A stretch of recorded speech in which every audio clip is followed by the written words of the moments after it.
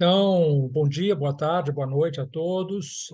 Obrigado por esse convite, dar essa aula inicial sobre introdução à crise climática. Nós temos aí um bom caminho a percorrer, então eu vou dar imediato início a isso. O plano da minha aula está estabelecido em dois pontos. Em primeiro lugar, uma premissa, evidentemente, uma palavrinha sobre a questão do sistema Terra e sobre as duas causas principais da emergência climática. E, em segundo lugar, nós vamos falar propriamente, então, dessa engrenagem, né, que, ao mesmo tempo, física e financeira, né, da emergência climática. Poderíamos falar, portanto, de uma maneira sociofísica, digamos assim, da emergência climática. Muito bem, então, o primeiro ponto, a nossa premissa, o sistema Terra e as duas causas principais da emergência climática. A Terra é um sistema, né, é um conjunto de elementos que interagem entre si, realizando trocas e influenciando-se uns aos outros, né? Então, nós temos esses elementos, são basicamente esses subsistemas naturais, né? A litosfera, a atmosfera, a biosfera e a hidrosfera, a litosfera, né, sendo entendida como o solo e o subsolo, né? Então, da interligação desses quatro componentes, resulta a unidade do sistema Terra, né? Água-ar, né? Terra, água, ar, pelo que qualquer interferência numa das suas partes terá repercussões nas restantes, né?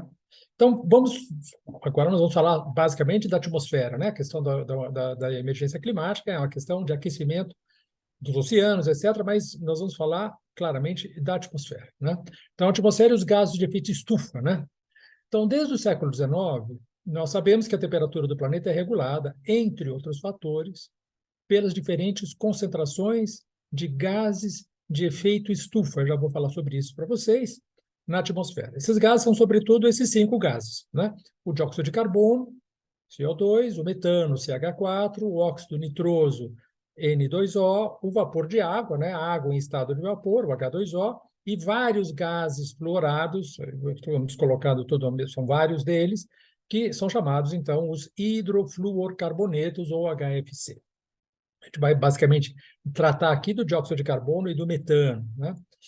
Então, o que é o efeito estufa, né? O efeito estufa, existe um efeito estufa natural, né? E existe o efeito estufa intensificado pelo homem, né? O efeito estufa significa o quê? É uma condição de vida no planeta, é o fato de que a atmosfera ela retém uma parte do calor emitido, recebido pelo Sol, e exatamente porque ela retém isso que a temperatura do planeta tem variado em torno de 15 graus Celsius, e se nós não tivéssemos atmosfera, ela, na verdade, variaria em torno de menos 18 graus Celsius, e, portanto, não haveria água em estado líquido no planeta, e, portanto, não haveria vida, né? Então, o efeito estufa natural é um efeito absolutamente fundamental, imprescindível para que nós estejamos aqui hoje, tá certo? Que eu esteja aqui conversando e vocês estejam aqui assistindo essa aula.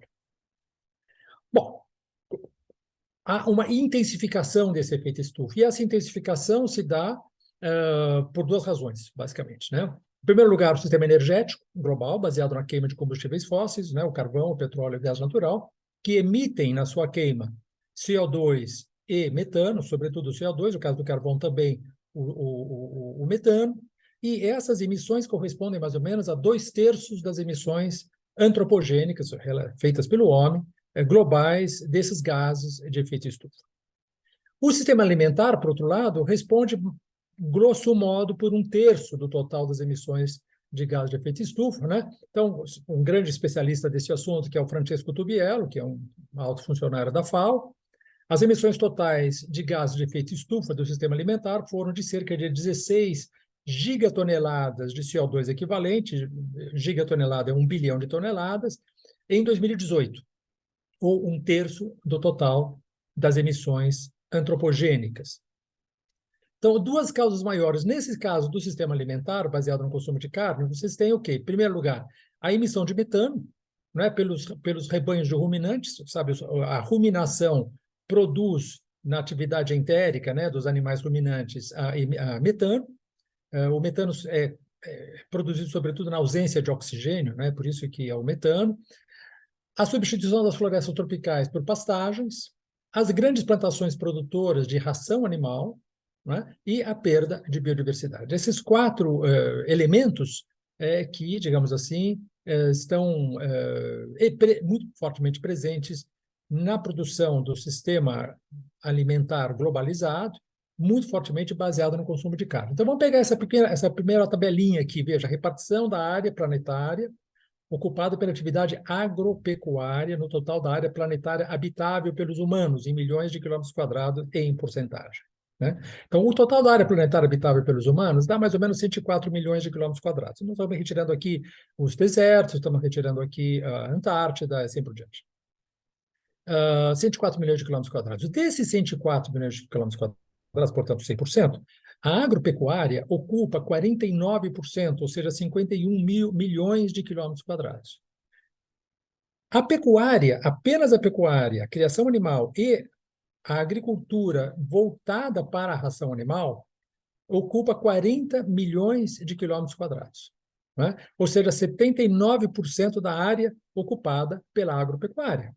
E os cultivos agrícolas destinados diretamente à alimentação humana, ou seja, os vegetais que nós nos alimentamos, ocupam 11 milhões de quilômetros quadrados, ou seja, apenas 21% da área da agropecuária. Em outras palavras, se nós tivéssemos uma alimentação vegetariana ou vegana, nós estaríamos ocupando não 51 milhões de quilômetros quadrados, mas 11 milhões apenas de quilômetros quadrados. Significa o quê? Significa exatamente que 40 milhões de quilômetros quadrados poderiam ser destinados ao reflorestamento, poderia ser destinado aos hábitats dos animais selvagens e assim por diante. Então, basicamente, o grande fator nas emissões de gases de efeito de estufa e na perda de biodiversidade que nós estamos produzindo, nós humanos agora, é basicamente causado pelo consumo excessivo de carne. Vejam que no caso da soja, por exemplo, as rotas de soja para a China. A China é a maior consumidora de soja, porque basicamente 80% da soja produzida no mundo destina-se à ração animal, né? E grande parte, no caso da China, à alimentação dos porcos, né? Então, vejam que esses dois vetores aqui, esses três vetores, vamos dizer assim, né? O Brasil é o maior exportador, logo em seguida vem os Estados Unidos, e em terceiro lugar vem a Argentina, e, basicamente, essa produção de soja que nós produzimos se deve não apenas para a China, né? Mas também para a Europa, para o Oriente Médio, para os Estados Unidos, inclusive, que é um outro grande exportador, se deve, basicamente, à alimentação, à ração animal. Então, as pastagens estão invadindo o planeta, né? Aqui tudo está em vermelho. Aqui, vocês estão vendo, são lugares em que vocês têm aqui, vocês vejam, os quilômetros quadrados, né? Isso em 2010, né? Ocupados por pastagens, né? E aí vocês veem, quanto mais vermelho, vocês veem aqui na tabela, 5 a 10, 10 a 20, 20 a 50, 50 a 100, né? 100 a 200, ou mesmo mais de 250, né? Quilômetros quadrados, e aí vocês têm, então, essa situação, essa distribuição, né, da densidade territorial do gado bovino por quilômetro quadrado em 2010. Né? Então, basicamente, o dado é esse: 84% do desmatamento da floresta amazônica entre 1985 e 2017 teve por objetivo criar pastagens. Né? E aí, isso aqui é exatamente aquilo que acontece com o solo depois da remoção da floresta, ali ocupado por enormes quantidades de produção de gados, aqui no caso da Amazônia. E em 2021, o rebanho bovino no Brasil bateu recorde, chegou a 224 milhões, né, 224.600 milhões e 600 mil cabeças de gado, né, que significa nós temos mais gado bovino no Brasil do que pessoas. Né? E vocês veem aqui nesse gráfico, aqui esse gráfico pertence a um trabalho que vai ser publicado proximamente na revista Nature, né, publicado com coordenação da Luciana Gatti, que é uma grande estudiosa do assunto da Amazônia, no INPE. E vocês veem que o que está escrito aqui, vejam, essa linha preta aqui significa de 2010 a 2020 é a quantidade de gado bovino na Amazônia em milhões de cabeças. Vejam como está subindo. E a partir de mais ou menos 2010, 2015, quero dizer, começa a descer a quantidade de gado em outras regiões fora da Amazônia no Brasil. E por volta de 2018, mais ou menos, 2017, vocês veem que começa a ter mais gado na Amazônia do que fora da Amazônia. Né? Então, essa é a grande questão que está levando, então, à destruição da Amazônia. Existem claramente outras, a mineração, a questão do garimpo, etc., etc., mas basicamente é a produção, é a abertura de pastagens que leva à destruição da Amazônia na escala em que nós estamos vendo agora, né? O metano pode estar aquecendo o planeta mais rapidamente do que predito, né? Isso é o que saiu agora num grande estudo que foi feito, chama-se Global Registry of Fossil Fuels. O metano pode estar aquecendo o planeta mais rápido do que predito, não é? Por quê? Por causa exatamente da enorme proliferação de rebanhos de ruminantes.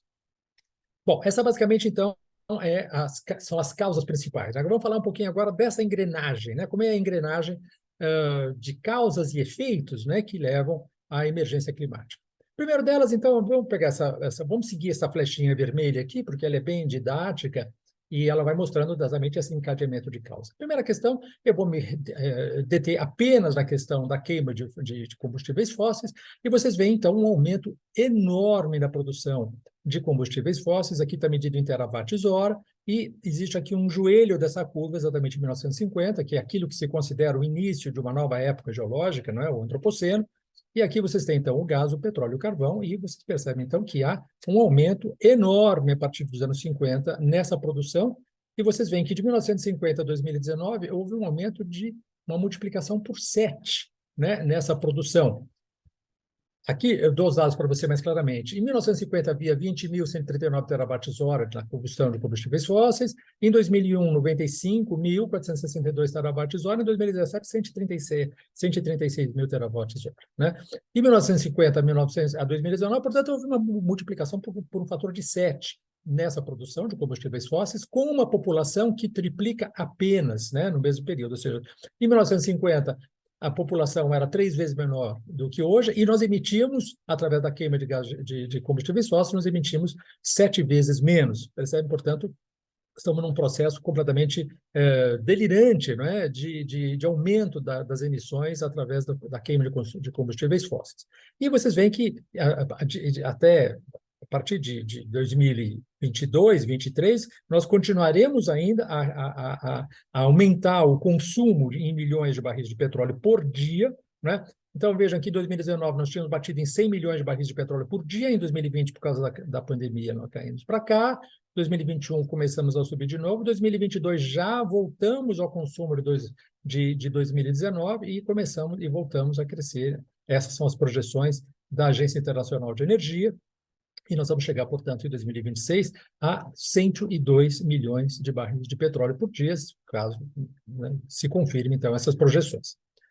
O relatório de 19 de setembro de 2020, né, mostra o quê? Esse é um relatório muito importante, chama-se Global Registry of Fossil Fuels Emissions and Reserves. Ele mostra o quê? Ele mostra que no mundo os países projetam produzir mais do dobro de combustíveis fósseis consistentes com o aquecimento de 1,5 graus, aquecimento médio global de 1,5 graus Celsius até 2030, né? Novos dados, mesmo relatório, né? Novos dados mostram que a queima de reservas globais restantes de combustíveis fósseis produziria ainda mais de 3,5 trilhões de toneladas de gás de efeito estufa, mais de 7 vezes mais do que o orçamento de carbono restante para conter o aquecimento em 1,5 graus Celsius, e mais do que todas as emissões produzidas desde a Revolução Industrial. Desde a Revolução Industrial, nós emitimos mais ou menos 2,4, 2,5 trilhões de toneladas de gás de efeito estufa. Nós podemos produzir ainda mais 3,5 trilhões se a gente não sair dessa trajetória. De onde vem o dinheiro dos combustíveis fósseis? Bom, vem dos bancos, sobretudo, né? Em 5 anos, veja, de 2016 a 2020, os 60 maiores bancos do mundo canalizaram 3,8 trilhões de dólares para os combustíveis fósseis, e se vocês pegarem e incluírem agora 2021, nós temos 4,6 trilhões de dólares que foram canalizados pelo sistema financeiro para a indústria de combustíveis fósseis, através de diversos mecanismos, e, estou dizendo exatamente isso aqui, em 6 anos, a adoção do Acordo de Paris, os 60 maiores bancos privados, né? Estamos falando apenas dos 60 maiores bancos privados, financiaram os combustíveis fósseis com 4,6 trilhões de dólares. Essa é o grande motor, o grande vetor da engrenagem da mudança climática. E aí vocês pegam bem exatamente isso aqui, vejam, em 2016, houve um financiamento da ordem de 723 bilhões, depois 738, depois 799, depois 820, aí cai por causa da pandemia, mas vocês percebem que a flecha é uma flecha, quando se estica, né, essa linha, vocês têm uma direção ascendente, né? Bom, se você aumenta os produtivos fósseis, você aumenta as emissões, né? Você aumenta as emissões. E aí, aquele gráfico que eu mostrei para vocês se repete aqui nas emissões, né? Com grande aceleração novamente a partir de 1950. Né? E, no futuro, segundo a Energy Information Administration dos Estados Unidos, que é um departamento de pesquisa do Ministério das Energias dos Estados Unidos, as emissões de CO2 relacionadas à energia continuarão a crescer até pelo menos 250, sendo que os países da OCDE vão se manter mais ou menos estáveis, e os países não pertencentes à OCDE vão aumentar, né, a seu consumo. E nós vamos chegar, portanto, em bilhões de toneladas métricas, em alguma coisa acima de 40 bilhões de toneladas métricas em 2050, se essas projeções se confirmarem, lógico. Aí nós passamos, então, o quê? Estávamos falando da produção de combustíveis fósseis, passamos às emissões desses combustíveis fósseis, emissões de carbono, e agora nós vamos falar o quê, então? Da concentração desses gases de efeito estufa na atmosfera. E o que nós vemos? Nós vemos que desde 1750, ou seja, desde antes da Revolução Industrial, as concentrações atmosféricas de CO2 aumentaram 50%. Né? Nós estávamos em 278 partes por milhão dessas moléculas de CO2 na atmosfera, ou seja, cada milhão de moléculas na atmosfera, 278 eram de CO2, e nós passamos agora nesse conjunto de 1 milhão de moléculas que compõem a atmosfera, 417 dessas moléculas são de CO2. Não estamos falando isso de apenas CO2, teremos que falar ainda do metano e das outras moléculas de gases de efeito estufa. E há, portanto, uma aceleração muito grande nessas concentrações. Vejam, nos anos 60, estava aumentando, nessa década dos anos 60, estava aumentando essas concentrações atmosféricas de CO2, estava aumentando, em média, 1 parte por milhão por ano. Nós passamos para 1,5 partes por milhão por ano nos anos 80, passamos para 2 partes por milhão por ano, em média, no primeiro decênio do século XXI, e chegamos agora, nos últimos 10 anos, a 2,5 partes por milhão de aumento da média nos últimos 10 anos. Portanto, você percebe que mais do que duplicou, né? Multiplicou-se por um fator de 2,5 entre os anos 60 e os anos 2010, 2020. Nós chegamos, então, agora a uma situação, em 2018, na média do ano, 415 partes por milhão, as concentrações atmosféricas de CO2, nesse nível, só estiveram tão altas há mais de 3 milhões de anos, quando a temperatura estava 2 graus Celsius a 3 graus Celsius acima do período pré-industrial, 1850 e 1900, e o nível do mar estava 15 a 25 metros mais alto do que hoje. Ou seja, esse é o cenário a que nós estamos condenados se nós não abaixarmos as concentrações atmosféricas de CO2. Claro que toma certo tempo, porque existe uma inércia térmica nos oceanos, mas ainda assim esse é o nível esse é o planeta a que nós estamos, vamos dizer assim, nos encaminhando a partir das concentrações atmosféricas de CO2 atuais. E vejam, isso mostra claramente para vocês, isso aqui é as concentrações atmosféricas de CO2 nos últimos 423 milhões de anos e projeções dessas concentrações até 2500, né? Se nós continuarmos nessa trajetória. E você percebe, então, que aqui, ó, nós estávamos aqui, ó, 400 partes por milhão de CO2, vejam, 400 ppm aqui de CO2, nós chegamos aqui, né? Mas nós, anteriormente, se nós retrocedermos na história do planeta, nós só temos esse tipo de concentração mais ou menos vejam, 2 milhões, né? Tá aqui, tem milhões de anos antes do presente, né? Isso aqui é uma escala logarítmica, tá certo? Que passa de anos para milênios, depois para milhões de anos, tá? Nós estaríamos aqui mais ou menos, veja, entre 5 e 2 milhões de anos antes do presente, nós estaremos aqui quando havia esse nível de concentração de gases de efeito estufa, de CO2 na atmosfera. Muito bem, passamos então, o que leva a isso? Aumenta as concentrações atmosféricas, altera o equilíbrio radiativo, ou seja, a quantidade de energia que entra do Sol e a quantidade que sai do planeta Terra, do sistema Terra. Esse equilíbrio faz o quê? O equilíbrio faz com que a temperatura permaneça idêntica. qualquer coisa que você insira tanta energia nesse corpo, quanto sai de energia desse corpo, a temperatura dele permanece a mesma. Se há um desequilíbrio, o que acontece é o quê? Se entra menos, a temperatura esfria, se entra mais do que sai, a temperatura esquenta, né? Então, os gases de efeito estufa absorvem parte da radiação infravermelha, energia em forma de calor, que a Terra refletiria de volta para o espaço. Isso leva a um desequilíbrio energético da Terra, né? Então, veja, um aumento do desequilíbrio energético da Terra é a mais importante métrica do planeta. Se você quer saber se vai haver aquecimento ou não, você tem que medir quanto energia está entrando e quanto energia está saindo. Se houver um desequilíbrio entre esse ou a temperatura abaixa ou a temperatura aquece, né? E aqui vocês veem que essa flecha aqui é mais gordinha do que essa aqui que está saindo, né? Então, por causa do excesso de CO2 e de outros gases na atmosfera, menos energia está saindo do topo da atmosfera, isso aqui é medido aqui, ó, onde já não tem mais nuvens, dá para saber claramente, né? Ou seja, mais ou menos 100 quilômetros de altura, do que entrando desde pelo menos cerca de 1970, né? Isso quer dizer o quê, gente? Quer dizer que o planeta acumulou, só para ter uma ideia da escala do problema, o planeta acumulou quase 3 bilhões de bombas atômicas, da força da bomba atômica de Hiroshima, em termos de calor, entre 1998 e 2012. Mais de 90% desse calor acumulado está nos oceanos, por isso que a gente não está já tostado, né, aqui, porque basicamente são os oceanos que absorvem mais de 90%, 93% mais ou menos dessa energia é absorvida pelo oceano. Esse equilíbrio é medido no topo da atmosfera instante por instante. Entre 2005 e 2010, nós estávamos recebendo mais do que dispersando, do que deixando sair, né? 0,58 watts por metro quadrado nos 510 milhões de quilômetros quadrados da Terra. Em 2010 a 2018, nós passamos de 58 para 87 watts por metro quadrado. Em apenas um decênio, portanto, vejam, 2005, 2010, 2010, 2018, houve um aumento de quase 50% nesse desequilíbrio.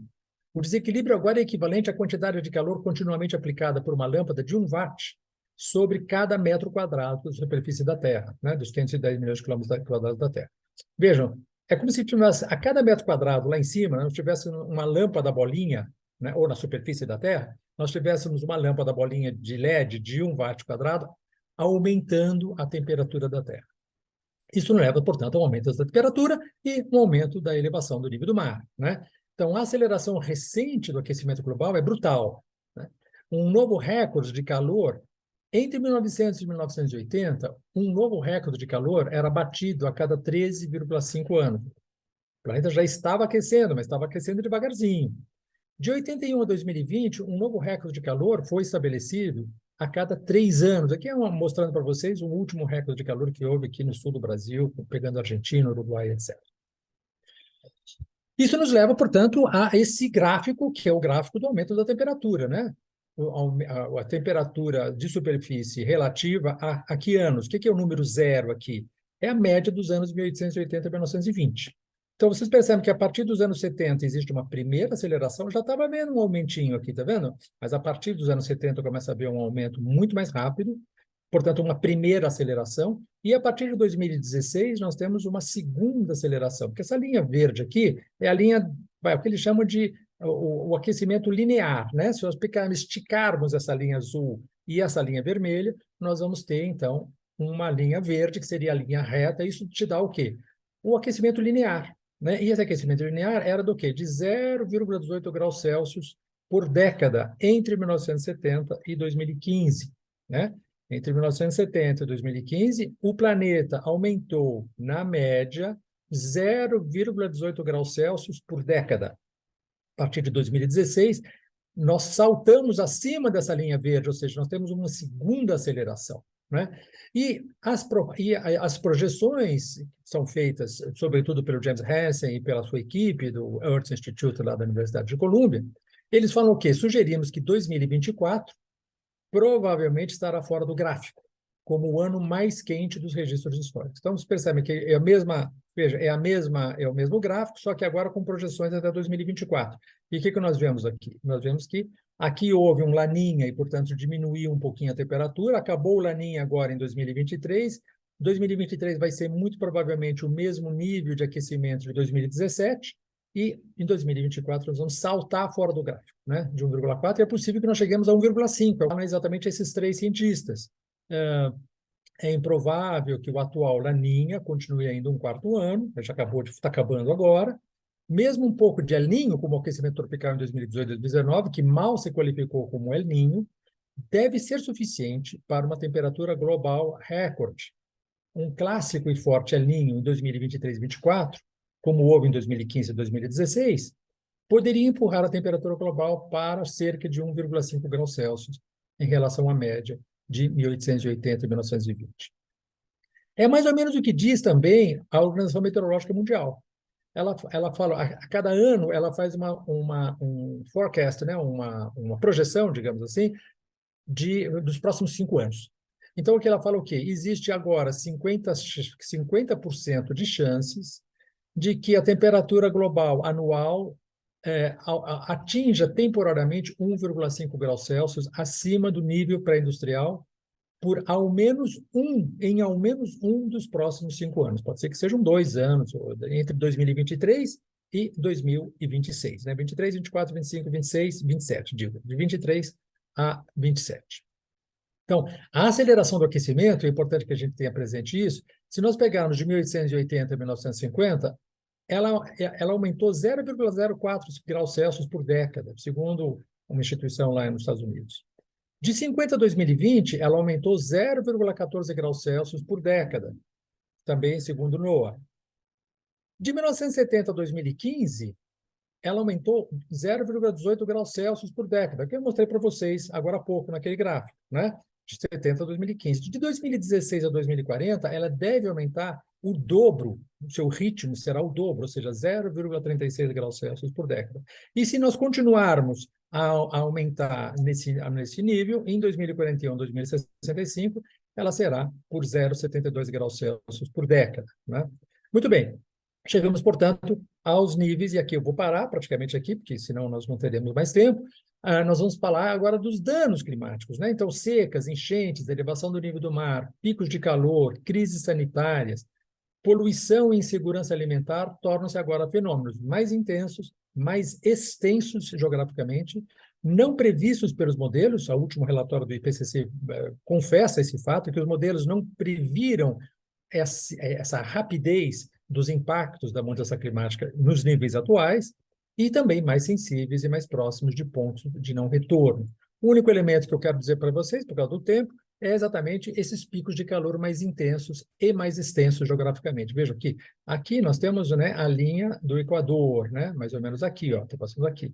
Mas veja que em lugares muito distantes da linha do Equador, nós chegamos a temperaturas completamente malucas entre 2017 e 2022. Por exemplo, no Canadá, nós chegamos a uma temperatura de 49,6 graus Celsius no verão de 2021. Na Austrália, no verão de 2022, nós chegamos a 50 graus Celsius. E assim por diante. Vocês podem olhar depois com calma esse mapinha aqui, e vocês vão ver, então, que temperaturas completamente fora do padrão, por exemplo, 38 graus Celsius na Inglaterra. Veja que está numa latitude, a latitude da Inglaterra, gente, está aqui a Inglaterra, ela está no nível do Canadá, tá certo? E nós chegamos a 46 graus Celsius aqui, chegamos...